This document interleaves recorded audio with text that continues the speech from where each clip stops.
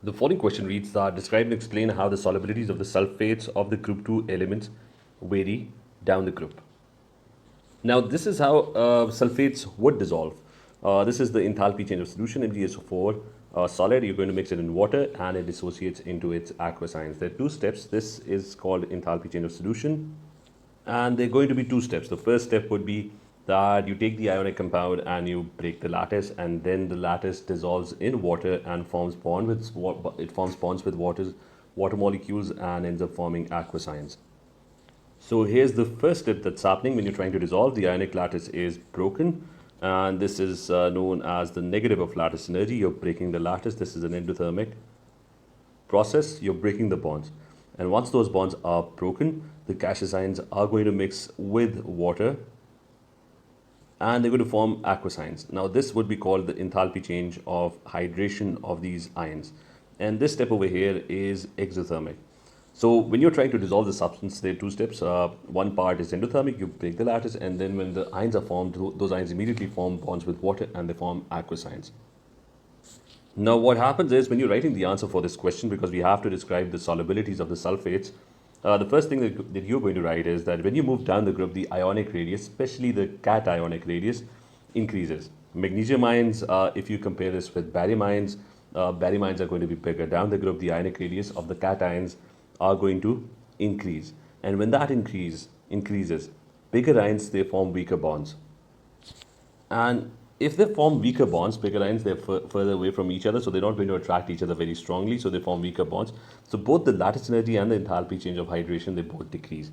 The bonds that are going to be broken, the lattice would be weaker. If you compare this with MgSO4 with BaSO4, BaSO4 would be a much weaker lattice. So it would be a lot easier to break the lattice, so it's going to be less endothermic. And when the ions are formed, the barium ions are not going to attract the water molecules very strongly because they're bigger ions. So it's not going to form very strong bonds, so it won't be very exothermic as well.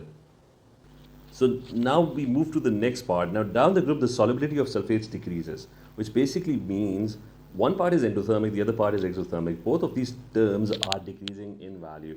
But since you're moving down the group and the solubility is decreasing, which means that enthalpy of solution is becoming more and more endothermic, which means insoluble, because energy would be required to dissolve the substance.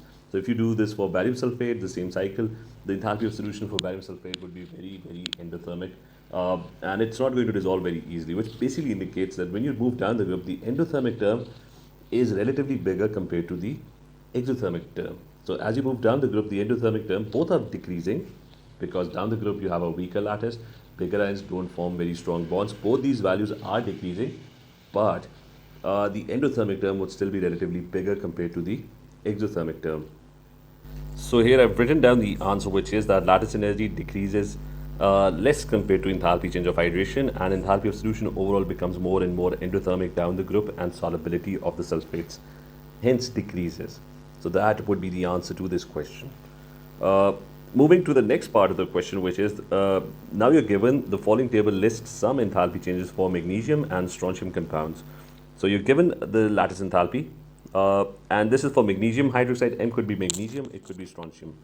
You're given the enthalpy change of hydration of magnesium ions, and you're given the enthalpy change of hydration of OH ions. What you're being asked is, you're being asked to calculate, use the above data to calculate the value of enthalpy of solution of magnesium hydroxide and strontium hydroxide. So two things that you need to work out over here. So here again I've constructed the His cycle. So enthalpy of solution is equal to break the lattice and then form bonds with water. So it's the negative of lattice energy plus the enthalpy of hydration, that is equal to the enthalpy of solution. But be careful with this part. It's the enthalpy of hydration of the magnesium or strontium ions. M could be magnesium or could be strontium, plus 2 times the enthalpy of hydration of OH ions. So I've taken this to one side, and we're going to try and do our calculation now. So for magnesium hydroxide, the enthalpy of solution, we need to figure out the enthalpy of solution. It's going to be the negative of lattice energy. That's the first part, break the lattice, and then I'm going to add in the enthalpies of hydration of Mg ions and the enthalpy of hydration 2 times the enthalpy of hydration of OH ions. So I've written down the expression for enthalpy of solution, negative of lattice energy plus the enthalpy of hydration of magnesium ions and OH ions, and I'm going to fill in the values now.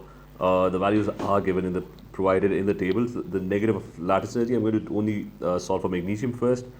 It's minus 2993, so negative of lattice energy would be plus 2993 plus the enthalpy of hydration of magnesium ions, that's minus 1890, plus 2 times the enthalpy of hydration of OH ions, which is 2 times minus 550.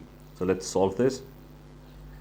And the answer that I'm getting on my calculator, it's coming out to be 3 kilojoules per mole.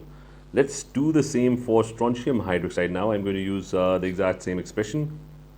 So here's my expression. The cycle is the same, strontium hydroxide, magnesium hydroxide, they're both in the same group. So negative of lattice energy, so that's minus 2467, that would become plus.